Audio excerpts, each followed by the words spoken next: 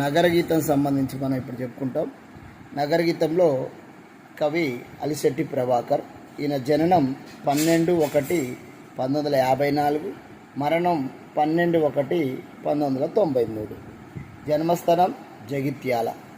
జీవనం: మొదట చిత్రకారుడుగా జీవితం ప్రారంభించాడు. ప్రారంభంలో పత్రికలకు, పండుగలకు, ప్రకృతి దృశ్యాలకు, సినీ నటుల బొమ్మలు వేశాడు. తర్వాత జగిత్యాల్లో సాహితీ మిత్రదీప్తి సంస్థ పరిచయంతో కవిత్వ రంగంలోకి ప్రవేశించాడు.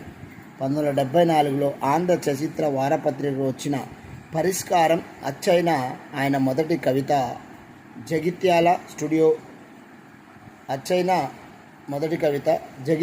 స్టూడియో చిత్రలేఖ 1976లో, కరీంనగర్లో స్టూడియో శిల్పి 1979లో, హైదరాబాద్లో స్టూడియో పూర్ణిమ 1983లో ఏర్పాటు చేసుకొని జీవిక కోసం ఫోటోగ్రాఫర్గా, జీవిత పోరాటంలో కవిగా ఎదిగాడు.